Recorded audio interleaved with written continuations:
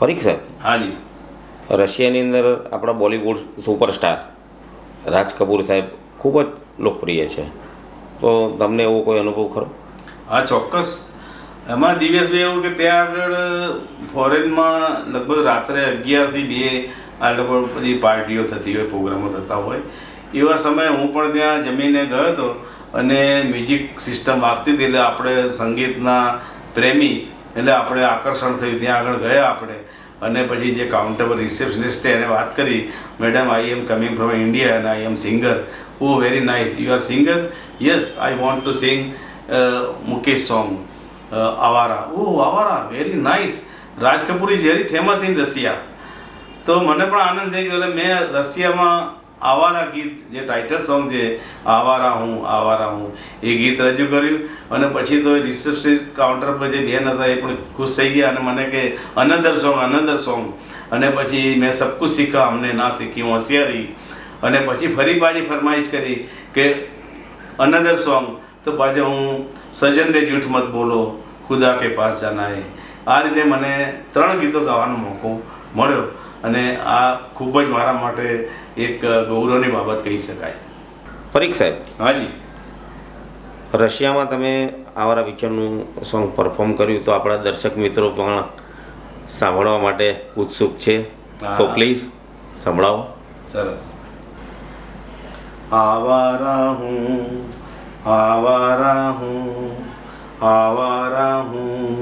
यहाँ गर्दिश में हूँ, आसमान का तारा हूँ.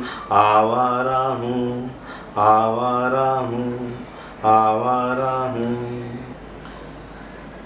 सजन रे झूठ मत बोलो, खुदा के पास जाना है. न हाथी है न घोड़ा है, वहाँ पैदल ही जाना है.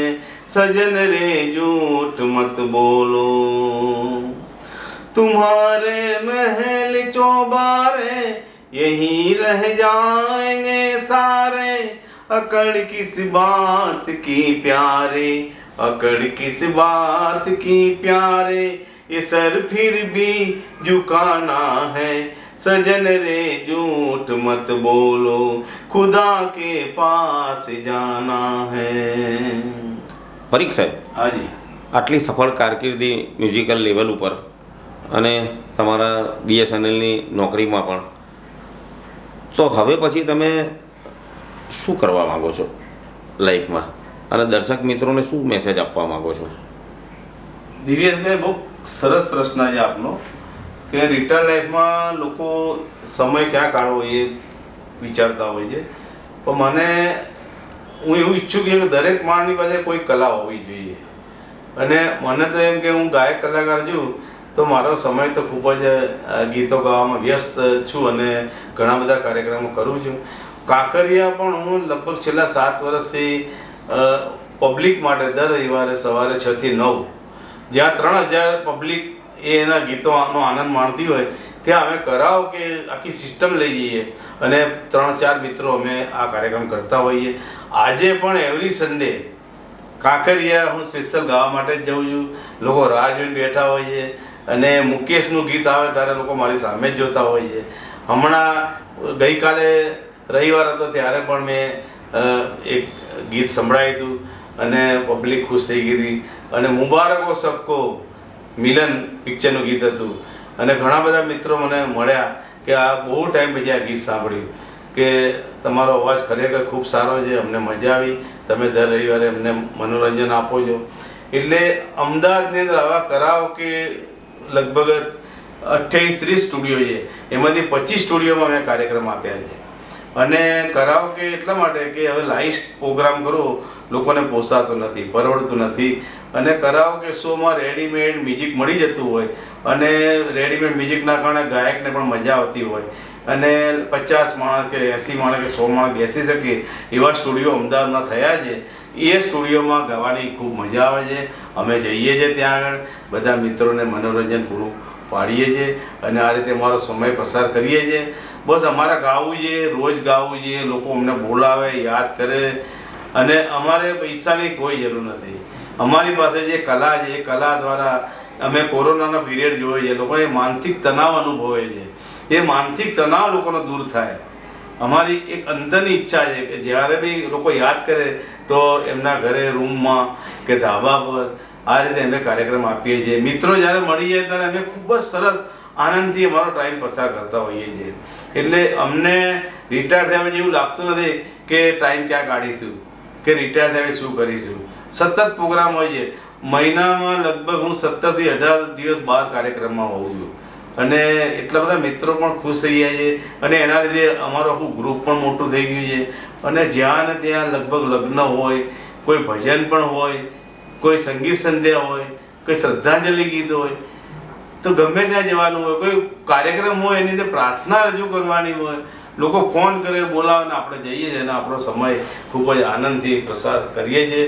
અને એક આપણી પાસે સામાન્ય કલા છે. આપણે આ રીતે પ્રોફેશનલ સિંગર તરીકે આજે આપણું નામ છે, લોકો વોઇસ ઓફ મુકેશ તરીકે બોલાવે છે એટલે આપણને પ્રાઉડ થાય છે.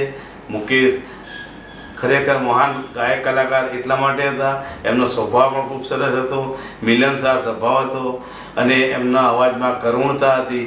અને જે જૂના જમાનાના જે ગીતકાર હતા શૈલેન્દ્ર અને શંકરજી કિશન અને રાજ કપૂર અને ગાયક કલાકાર મુકેશ, આ 4 જણાની જે જોડી હતી, અદ્ભુત જોડી હતી. અને એમણે જે ગીતો આપણને રજૂ કર્યા છે, આજે 60 વર્ષ 70 વર્ષ પહેલાંના ગીતો આપણે યાદ કરીએ છીએ અને આપણે ઝૂમી ઉઠીએ છીએ. એટલે ખરેખર એનામાં સંગીતમાં એટલી તાકાત હતી, એ લોકોની મહેનત હતી. ખરેખર એ લોકોની મહેનત દાદ માગી લઈએ અને મુકેશને આપણે લાખ લાખ પ્રણામ કરીએ.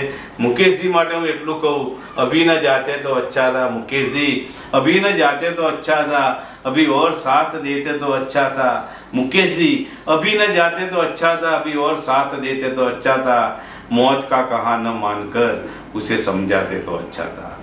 Thank you. પરીક્ષા હાજી. આટલી બધી સફળતા તમે મેળવી, પણ જ્યારે તમે કોલેજ કાળ દરમિયાન ભણતા હશો તો એ વખતે તમારી આર્થિક પરિસ્થિતિ પણ એવી હશે, તો એના માટે નોકરી કે એવું કંઈક તમે કરતા હતા? આમાં દિવસ એવું છે કે 1980માં હું ગ્રેજ્યુએશન પાસ કર્યું અને એસએસસીમાં મારે ફર્સ્ટ ક્લાસ હતો. એટલે હું BSNLમાં મેરિટમાં નોકરી મને મળી ગઈ અમદાવાદમાં જ. અને ત્યાર પછી લગભગ 36 વર્ષ સુધી મેં નોકરી કરી અને ઓફિસના પણ કાર્યક્રમોમાં 15મી ઓગસ્ટના 26મી જાન્યુઆરીના દિવસે પણ હું દેશભક્તિના ગીતોનો કાર્યક્રમ કરતો હતો. ઇવન લોકોને ખબર પડી કે દિનેશભાઈ ગાયક કલાકાર છે અને પ્રોગ્રામનું સંચાલન કરે છે, એટલે મારી ઓફિસની 112 જેટલી ફેરવેલ પાર્ટીનું મેં સંચાલન કર્યું. અને એમાં પટાળાથી માંડીને GM સુધી કોઈ રિટાયર થતા લોકો મને જ યાદ કરીને બોલાવતા હતા અને હું જતો હતો અને સમગ્ર કાર્યક્રમનું સંચાલન કરતો હતો. એટલે મને માસ્ટર ઓફ સેરેમનીનું એક સર્ટિફિકેટ પણ મને મળ્યું એમાં કે કોઈ પણ કાર્યક્રમનું આયોજન કરવું હોય તો હું સારી રીતે 200, 500, 1000 માણસ બેઠા હોય તો આખા કાર્યક્રમનું બધી રીતે ઇવન જમવા સાથે પણ આખું કેટરિંગનું પણ કામ હું કરી દેતો હતો. અને આખું નિસ્વાર્થ, મને કોઈ એ સ્વાર્થ નહીં, હું નોકરી કરતો હતો એટલે મને પૈસાની કંઈ જરૂર નથી. બસ મારી પાસે કલા છે, આ ગોડ ગિફ્ટ છે અને મારે કલા બધાની સાથે વહેંચવી છે. બસ મને લોકો બોલાવે, પ્રેમ કરે અને બસ હું આ રીતે ગાતો રહું, એ જ મારી ઈચ્છા છે. પરીક્ષા હાજી. કલા ક્ષેત્રો તો તમે ઘણા બધા સફળ પ્રોગ્રામો કર્યા, કોઈ સામાજિક સંસ્થાઓ માટે કામ કર્યું હોય એવું? દિવ્યજી, બહુ સારો પ્રશ્ન કર્યો તમે.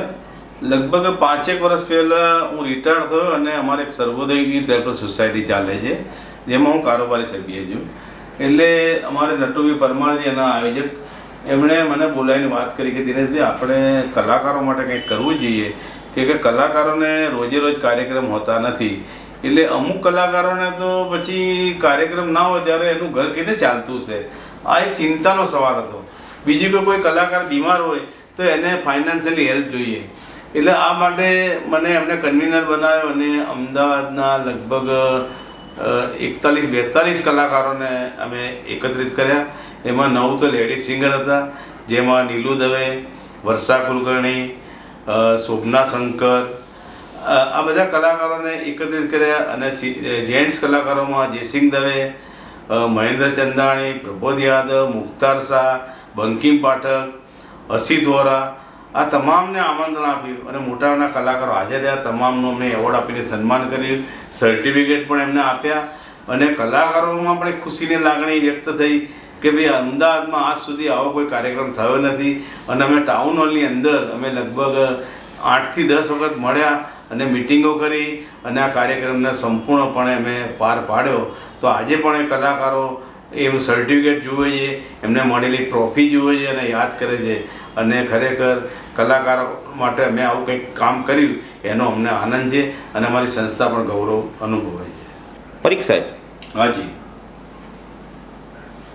વિદેશ ગમન જવા માટે તમને કોઈ સપોર્ટ કર્યો હોય કે તમને કોઈ જાતે તમે એના માટે પ્રોગ્રામ પ્લાન કર્યા?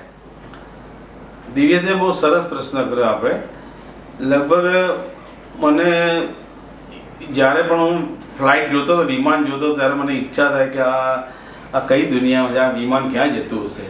અને બેસવાની નાનપણથી ઈચ્છા હતી. એટલે 2007માં મેં પાસપોર્ટ કઢાવી રાખ્યો. એ પાસપોર્ટ કઢાવે એટલે મને એમ છે કે બીજાને એમ લાગે પાસપોર્ટની હાલ ક્યાં જરૂર છે.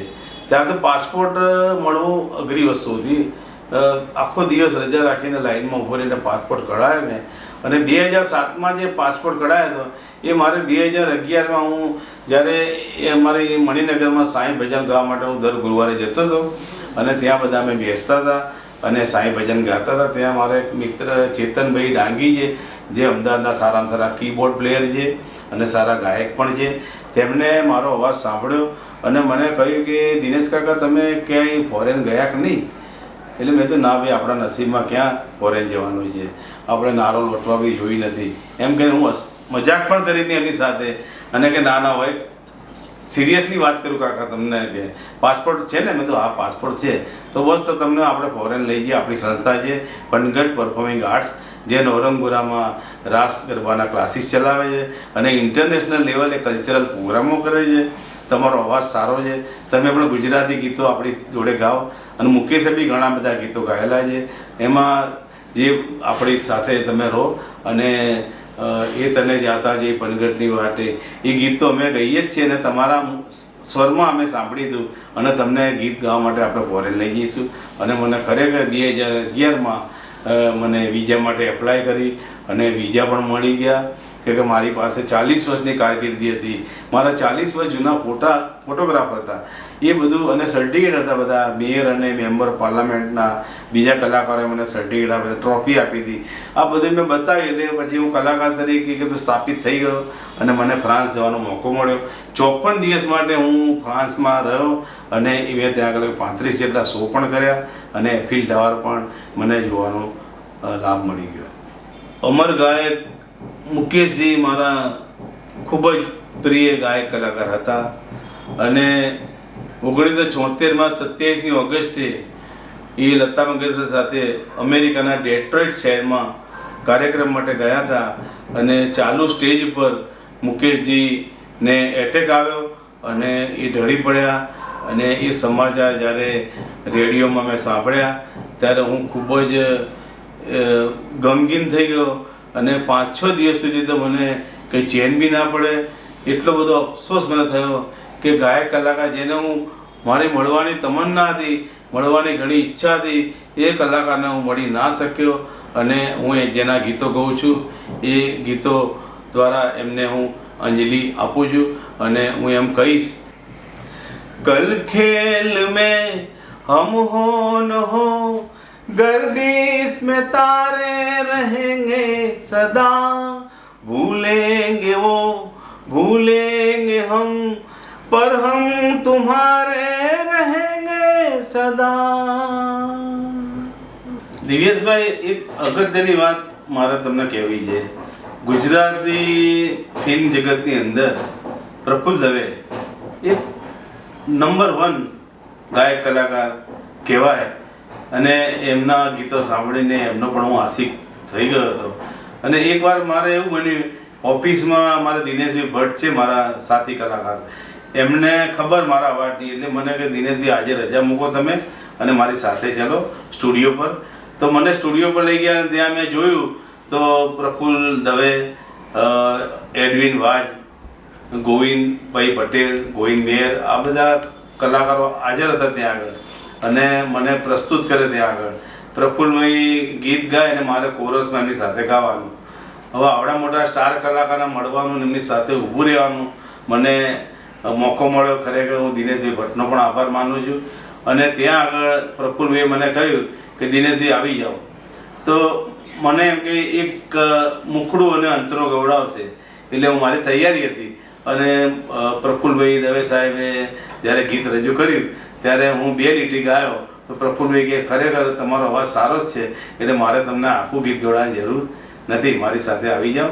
અને ખરેખર પ્રફુલ્લભાઈ સાથે મેં 4 ગીતો રેકોર્ડ કર્યા કોરસ તરીકે અને એ પણ મારી જીવનની ધન્ય ઘડી હું સમજુ છું. તો દર્શક મિત્રો, દિનેશભાઈ પરીખને મળીને ખૂબ જ મજા આવી. તો ફરી મળીએ આવતા એપિસોડમાં એક નવા મહાનુભાવ સેલિબ્રિટી સાથે. Tata, bye bye. દર્શક મિત્રો, એઇમ એચિવર્સ યુટ્યુબ ચેનલને લાઈક કરો, શેર કરો અને સબસ્ક્રાઈબ કરો.